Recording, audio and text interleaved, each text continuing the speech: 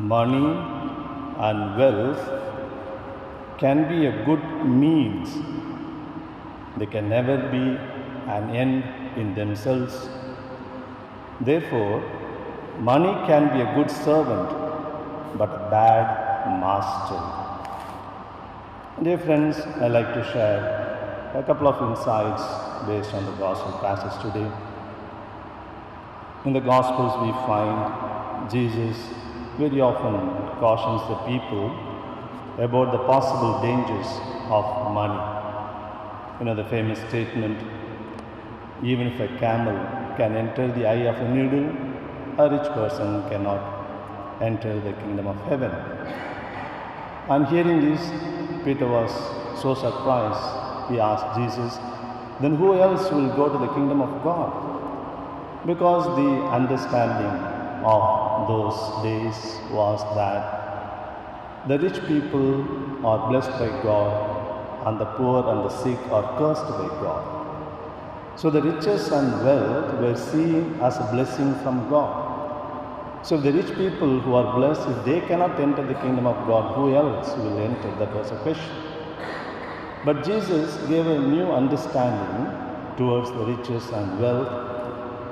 He says it's not the riches and the wealth in itself that matters, but what do you do with those riches?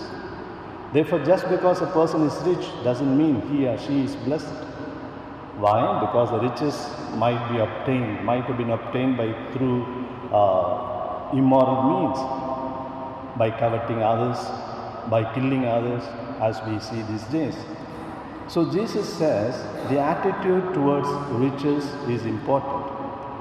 And today's gospel brings out beautifully, when we make riches the absolute value of our life, all our actions, words, attitudes will be centered around that. But that riches is always a bad master.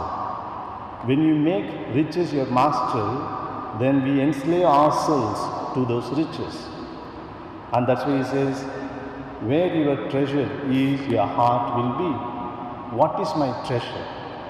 And today's Saint Aloysius Gonzaga becomes a beautiful example for that. He lived in the 16th century, hailed from a very aristocratic, rich family, but he renounced all those riches and he decided to join the religious life. And he joined the Society of Jesus, irrespective or in spite of the opposition, displeasure of the family. And he offered himself to take care of the sick in the community due to some plague. And he died because of that infection in turn. He was only just 23 years old. Just before the ordination, he passed away. And he is a saint for the youngsters and youth. So, he knew where his treasure was. So he did not think that these treasures are the real treasure. When we have this treasure or money, wealth as the motivation in our lives, all the time we'll be thinking about that. For example, a person in the deathbed, he was almost sinking. He managed to open his eyes slowly and asked, where is my wife? Josephine. Then she said, I'm here, don't worry, nothing will happen, we are all here. Then again he opened his eyes. Where is my son Justin? He said, I'm also here, Dad, don't worry, nothing will happen to you. Again after some time, he opened his eyes. Where is my son, second son Joseph? Daddy, we are all here, don't worry, nothing will happen, we are all there. Then he said, you fellows, all of you are here, who will take care of the shop? One of you go and sit in the shop, he said. So even at the point of deathbed, money, earning was his main motivation. We all know from our experiences and the experiences of the others that there are dangers of wealth when we don't use it properly, when we don't use it as a servant. Because it can give us a blind courage of doing anything and buying anybody. So nothing can stop, nobody can stop, because I have money, I can achieve things. That unfortunately is found among the religious and the priests also, unfortunately. And there's a possibility of moral degradation, because more money makes me look for new experiences of pleasure, even to the extent of immoral pleasures. And money makes me create a wall around myself, cutting away myself from the people. Sometimes in our family circles also we know, among the siblings, if one is really well-to-do, he or she will try to keep other people away because they will come for financial help. So they don't call them, they don't visit them.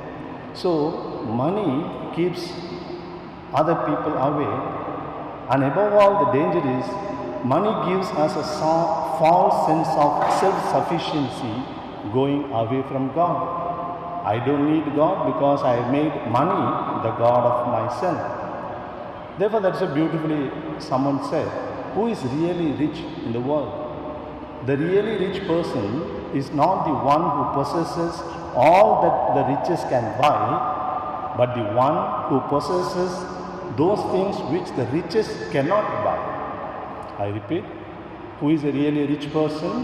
The really rich person is not the one who possesses all that riches can buy, but the one who possesses all that the riches cannot buy, namely love, loyalty, meaning in life, hope in life, charity, compassion, peace, harmony. All those things riches cannot buy easily. Riches can buy bed but not sleep. Riches can buy servants but not their loyalty. Riches may buy food but not appetite. Therefore, my dear friends, today we all need to realize, especially sometimes the religious and the priests, bishops, provincials, we also need to realize money is important, but that's not everything in life. Money, we need to give its due place. When we buy new shoes, maybe very expensive, very attractive, maybe imported from foreign countries, because it is new and attractive, can I wear it in my hands and go around? No. Shoes should be on legs where it's supposed to be. Similarly, money also. And unless we have the wisdom to use money as a servant, the money will take over and it becomes master, and then we have to face the disasters in life. Therefore, the words of Jesus are very important. Where our treasure is, there our heart will be. Let us think about it today.